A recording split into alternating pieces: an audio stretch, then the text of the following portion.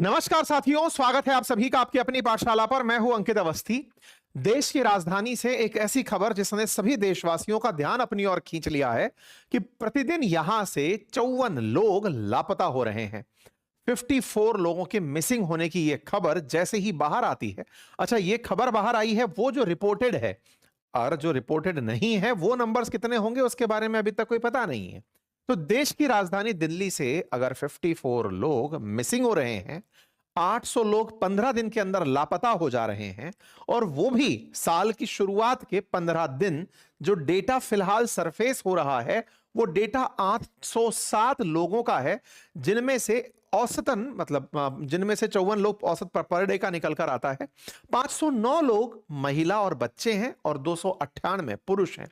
इतनी बड़ी संख्या में जब लोगों के मिस होने की खबर बनती है तो पूरे देश के अंदर यह सुर्खी बनकर तैरने लगती है।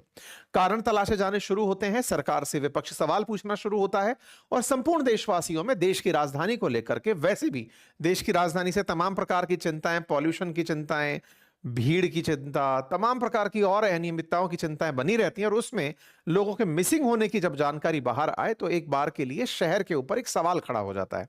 देश की राजधानी ही सुरक्षित नहीं है तो देश में और कोई सुरक्षित कैसे होगा? इस तरह के थॉट दिमाग में सरफेस होने लगते हैं।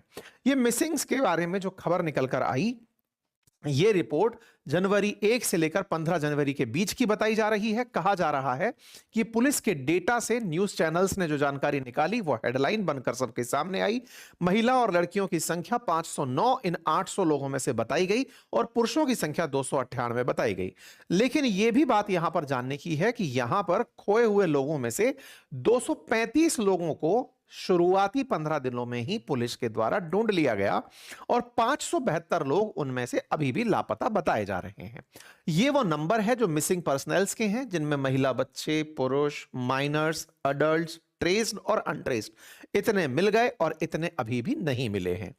लगभग 13 बच्चे प्रतिदिन दिल्ली में लापता हुए हैं, यह डेटा कहता है। अगर 2025 यानी पिछले साल का डेटा निकाला जाए तो 24,508 लोग एक साल में लापता हुए, और यह औसत 60 से ऊपर का बैठता है, जिनमें से 14,870 महिलाएं थी, यानी कि कुल 60% दिल्ली से लापता होने वाले लोगों में महिलाएं थी। लेकिन ध्यान रहे कि इनमें से पुलिस ने 15,407 लोगों को खोज लिया, 421 लोगों को खोज लिया, लेकिन उसके बावजूद 9,087 लोग अभी भी गायब हैं, या कहें तो मामले अनसुलझे हैं। अगर 24,000 लोगों में से 9,000 लोग अभी भी गायब हैं तो यह देश की राजधानी के लिए फिर से एक बड़ा सवाल बनता है। यह 25 का ही आंकड़ा नहीं है। पिछले 10 सालों के अंदर अगर दिल्ली में आंकड़े तलाशे जाएं तो 2,32,000 लोग गायब हुए, जिनमें से 52,000 लोगों का अभी तक कोई सुराग नहीं है। पिछले 10 साल 2016 से 26 के बीच में 60,694 नाबालिग लापता हुए, जिनमें से 53,000 तो खोज लिए गए, लेकिन लगभग 7,000 लोग अभी भी उनका कोई सुराग नहीं है। और इनमें से गायब होने वालों में से बच्चों के मामले लगभग 11% बताए जा रहे हैं। यह साल दर साल का आंकड़ा है, और जिनमें से हम लोग मिल गए उनके आंकड़े आपके सामने हैं। 807 लोगों के 15 दिन में लापता होने की यह सुर्खी जैसे ही बाहर आती है, सत्ता पक्ष जो कि वर्तमान में बीजेपी की शासन है दिल्ली में, उनसे विपक्ष में अरविंद केजरीवाल जी के द्वारा क्वेश्चन पूछने शुरू हो जाते हैं। लेकिन इन सबसे ऊपर एक बड़ा सवाल बनता है कि 10 सालों से ये आंकड़े आ रहे हैं, पिछले साल का आंकड़ा, उससे पिछले साल का आंकड़ा, और उनमें से कुछ लोग मिल जाते हैं, कुछ लोग अभी भी नहीं मिले हैं। ये आफ्टर ऑल दिल्ली में हो क्या रहा है? लोग गायब क्यों हो रहे हैं? आप और हम अक्सर फिल्मों में जिन दृश्यों को देखकर बड़े हुए कि महिलाओं, बच्चों का ह्यूमन ट्रैफिकिंग में, या फिर सेक्स रैकेट्स के द्वारा अपहरण कर लिया जाना, या फिर चाइल्ड अब्यूज करना, ये तमाम प्रकार की पिक्चर्स आप और हमारे दिमाग में सबसे पहले सुनते ही बनती है, और देखते ही दिमाग में एक थॉट आता है कि क्या दिल्ली इतना अनसेफ हो गया है कि महिला और बच्चों को चलते हुए उठा लिया जा रहा है, अपहरण हो जा रहे हैं, नेटवर्क रैकेट्स बहुत ज्यादा बढ़ गए हैं। ये सारी बातें, ऐसी खबर जब बाहर आती है और विपक्ष जब सरकार से इस पर सवाल पूछता है तो सरफेस होना शुरू होती है। इसीलिए जानना जरूरी है कि इनमें कौन से ऐसे मेजर कारण हैं जो इन सब चीजों के प्रति जिम्मेदार हैं। जिन प्रमुख कारणों में आप और हम सबसे पहले दिमाग दौड़ाते हैं वो तो मैंने बोल ही दिया कि ट्रैफिकिंग, ह्यूमन ट्रैफिकिंग हो सकती है, चाइल्ड अब्यूज हो सकता है, सेक्स अब्यूज हो सकता है। ये वो चीजें हैं जिन्हें आप और हम सुन सकते हैं या फिर ये मानते हैं कि ऐसा होता होगा, लेकिन जो बातें अनसुलझी हैं या जिस पर लोग ध्यान नहीं दे रहे, उन पॉइंट्स को भी आज हम आंसर करने का प्रयास करते हैं, खोजते हैं कि आफ्टर ऑल कौन से ऐसे नंबर्स, कौन से ऐसे कारण हैं जो इसके लिए जिम्मेदार हो। आप सभी साथियों से कि हम आप लोगों के लिए दिन पे दिन बेहतरीन कंटेंट, वेल रिसर्च कंटेंट लेकर आते हैं और आपको YouTube का एक स्टैटिक्स दिखाते हैं। संभवतः आपको मेरी अपील का कोई मतलब समझ में आएगा। साथियों, मैं अक्सर आपसे कहता हूं कि आप में से जो लिसनर्स हैं मेरे, उनमें से 44% लिसनर ऐसे हैं जिन्होंने हमारे सेशन को सब्सक्राइब नहीं किया है, चैनल को सब्सक्राइब नहीं किया। ये YouTube का एल्गोरिदम है जो मैं आपको दिखा रहा हूं। 44%, लगभग आधे लोग ऐसे हैं जो हमारा सेशन सुनते हैं लेकिन सुनने के बाद भी बिना सब्सक्राइब किए चले जाते हैं। ऑन एन एवरेज मेरा सेशन 20 मिनट से ऊपर का होता है, लेकिन सब्सक्राइब करने में फ्रैक्शन ऑफ सेकंड, लगभग 0.19 सेकंड लगता है क्लिक करने में, जिसका कोई चार्ज नहीं है। लेकिन फिर भी आप मेरी अगर सुनवाई नहीं करते तो यह थोड़ा दुख देता है। अगर आप सहयोग करते हैं जिससे कि हमारा मोटिवेशन बढ़े तो हमारे लिए बहुत ही अच्छा रहेगा। खैर, ये सत्य है। बढ़ सकते हैं, ठीक है। सबसे पहले कारणों में जहां दिल्ली के अंदर इस तरह की बातें निकल कर आती हैं, उन कारणों में सबसे बड़ा कारण है लोगों का खुद से घर छोड़कर चले जाना, वॉलेंटरली एब्सेंसेस। कोई बच्चा नाराज हुआ किसी भी कारण से, चाहे वो फैमिली डिस्प्यूट था या उसका लव रिलेटेड कोई मामला था जिसके चलते वो परिवारजनों के साथ सहमत नहीं था या परिवारजन उसके साथ सहमत नहीं थे। ऐसी स्थितियों में बड़े नंबर्स निकल कर आते हैं, लोग घर छोड़कर चले जाते हैं। ये एक रिपोर्ट है जिसके अंदर आप कई मीडिया कवरेज देख सकते हैं। दूसरा जो बड़ा कारण निकल कर आता है वो है मेंटल हेल्थ क्राइसिस। साथियों, एक एनजीओ है जिसकी रिपोर्ट्स को अभी मैं आपके साथ साझा करूंगा।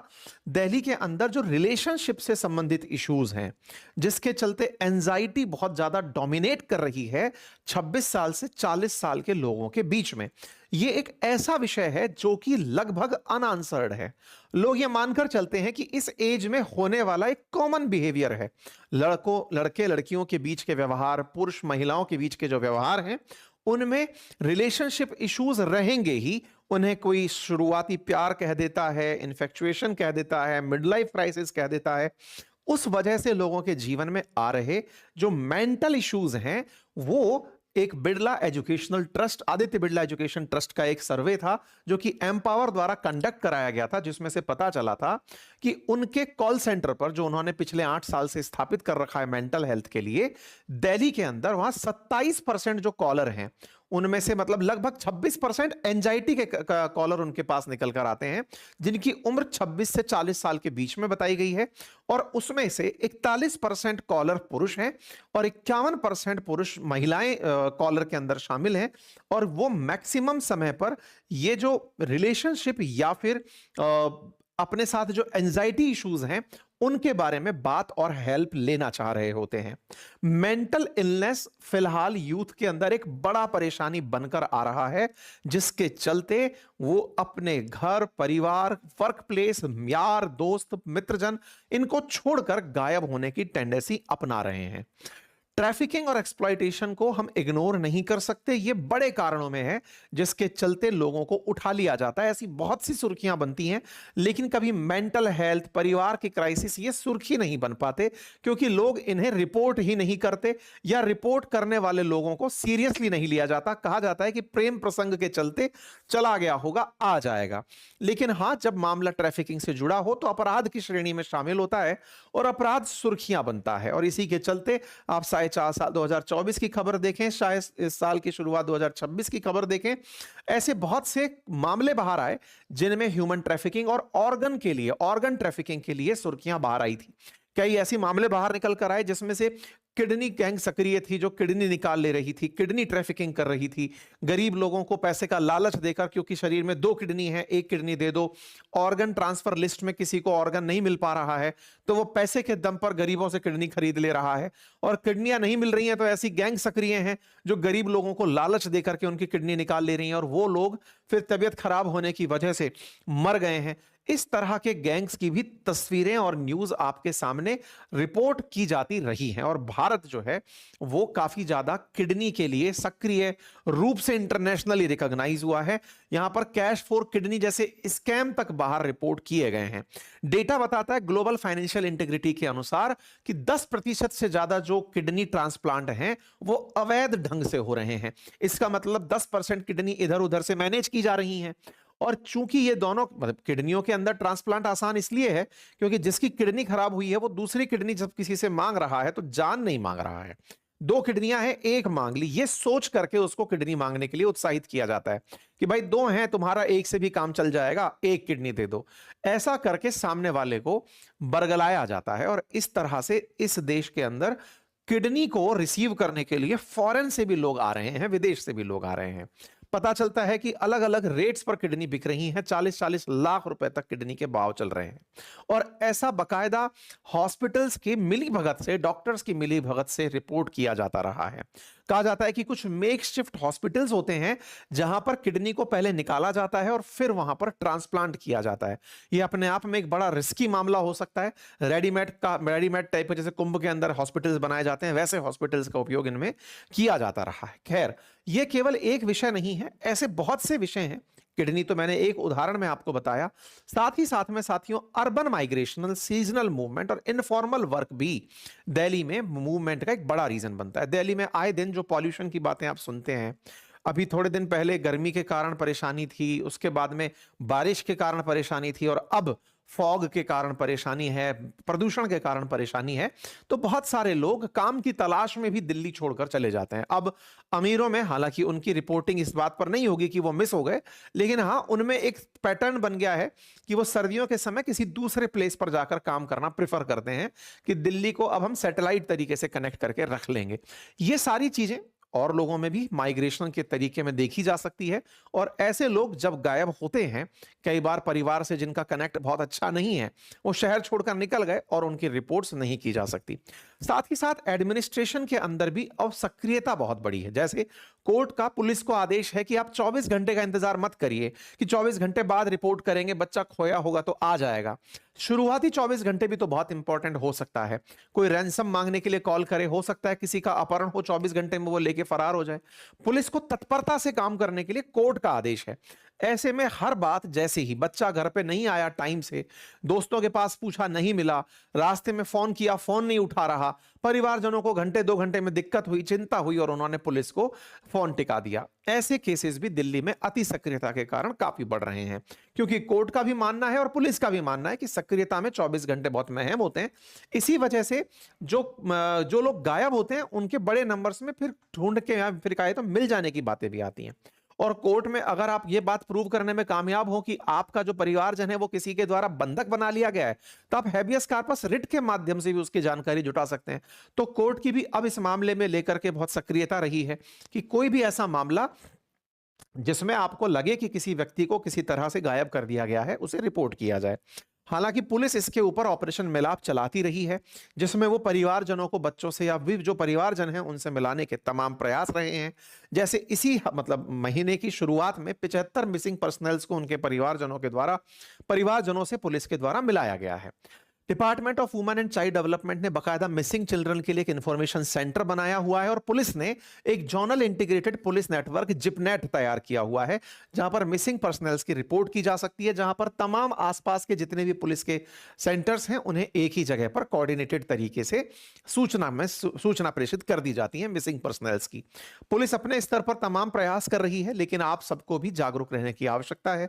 अगर आपको लगता है कि आपकी यात्रा किसी प्रकार के आइसोलेशन से है, आप किसी अनसेफ जगह पर हैं, अनसेफ ट्रैवल कर रहे हैं, तो अपनी सुरक्षा को लेकर के आप चौकन्ने रहें। निश्चित ही देश के अंदर ऐसे समाज कंटक उपस्थित हैं जो देश की सुरक्षा को, देश की साख को, आपकी जान को नुकसान पहुंचाने के लिए तत्पर हैं, लेकिन इस बीच में आपकी जागरूकता से तमाम चीजों को रोका जा सकता है। ऐसे में आपके लिए पुलिस को, अगर आपको कभी लगता है कि ऐसी कोई इमरजेंसी है, तो आप पुलिस को डायल कर सकते हैं 100 या 112 पर। नंबर, वुमेन हेल्पलाइन नंबर 1091 पर आप कॉल कर सकते हैं, और फॉरेनर हेल्पलाइन के लिए एक नंबर जो आपके सामने रिफ्लेक्ट हो रहा है, आप वहां पर भी सूचित कर सकते हैं। फिलहाल के लिए इतना ही। जानकारी अपने सभी साथियों से साझा करें। चैनल पर नए हैं तो आप सब्सक्राइब करें, और अपनी राय जो आप सोचते हैं वो कमेंट बॉक्स में लिखें। बाकी हमारे कोर्सेज के लिए हमारा एप्लीकेशन अपनी पाठशाला है, जहां जाकर हिस्ट्री, ज्योग्राफी, पॉलिटी, इकोनॉमी के आप मेरे कोर्सेज चेक कर सकते हैं, उन्हें पढ़ें, विषय का विस्तार से अध्ययन करें, और अगर आप चाहें तो उनकी किताबें भी अपने घर पर मंगा सकते हैं। बहुत बहुत धन्यवाद।